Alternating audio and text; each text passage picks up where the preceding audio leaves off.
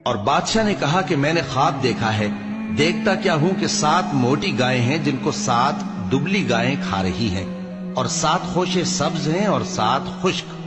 اے درباریو، اگر تم خوابوں کی تعبیر دے سکتے ہو تو مجھے میرے خواب کی تعبیر بتاؤ۔ انہوں نے کہا، یہ خواب تو پریشان خیالی سے ہیں اور ہمیں ایسے خوابوں کی تعبیر نہیں آتی۔ اور وہ شخص جو دونوں قیدیوں میں سے رہائی پا گیا تھا اور جسے مدت کے بعد وہ بات یاد آ گئی، بول اٹھا کہ میں آپ کو اس کی تعبیر لا بتاتا ہوں، مجھے قید خانے جانے کی اجازت دیجیے۔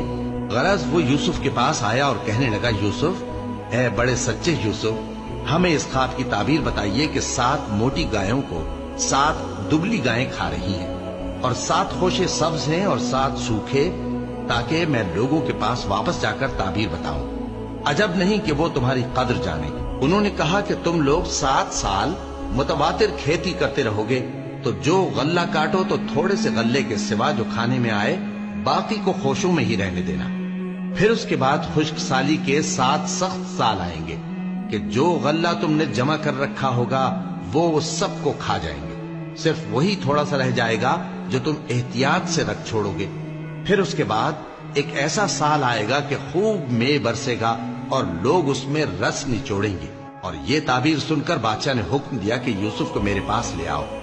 سو جب قاصد ان کے پاس گیا تو انہوں نے کہا کہ اپنے آقا کے پاس واپس جاؤ اور اس سے پوچھو کہ ان عورتوں کا کیا حال ہے جنہوں نے اپنے ہاتھ کاٹ لیے تھے، بے شک میرا پروردگار ان کے فریب سے خوب واقف ہے۔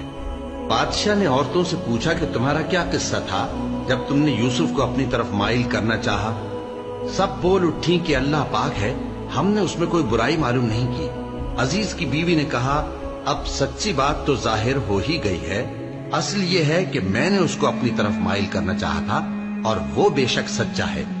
یوسف نے کہا کہ میں نے یہ بات اس لیے پوچھی ہے کہ عزیز کو یقین ہو جائے کہ میں نے اس کی پیٹھ پیچھے اس کی امانت میں خیانت نہیں کی، اور اللہ خیانت کرنے والوں کی چال کو چلنے نہیں دیتا۔ اور میں اپنے آپ کو پاک صاف نہیں کہتا، کیونکہ نفس امارہ انسان کو برائی ہی سکھاتا رہتا ہے، مگر یہ کہ میرا پروردگار رحم فرمائے، بے شک میرا پروردگار بخشنے والا ہے، مہربان ہے۔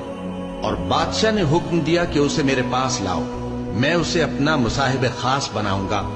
پھر جب ان سے گفتگو کی تو کہا کہ آج سے تم ہمارے ہاں صاحب منزلت ہو اور صاحب اعتبار ہو۔ یوسف نے کہا، مجھے زرعی پیداوار پر مقرر کر دیجئے، کیونکہ میں حفاظت بھی کر سکتا ہوں اور اس کام سے واقف بھی ہوں۔ اس طرح ہم نے یوسف کو ملک مصر میں جگہ دی اور وہ اس ملک میں جہاں چاہتے تھے رہتے تھے۔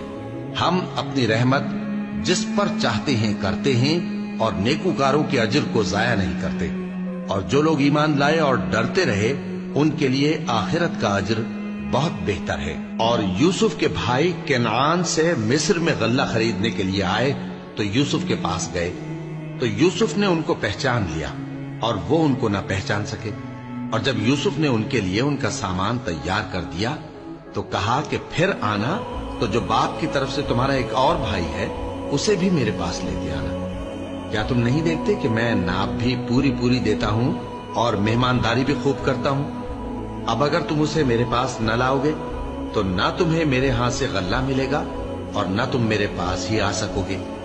انہوں نے کہا کہ ہم اس کے بارے میں اس کے والد کو پھسلائیں گے اور ہم یہ کام کر کے رہیں گے۔ اور یوسف نے اپنے خدام سے کہا کہ ان کا سرمایہ یعنی غلے کی قیمت ان کے سامان میں رکھ دو۔ عجب نہیں کہ جب یہ اپنے اہل و عیال میں جائیں تو اسے پہچان لیں، اور عجب نہیں کہ یہ پھر یہاں آئیں۔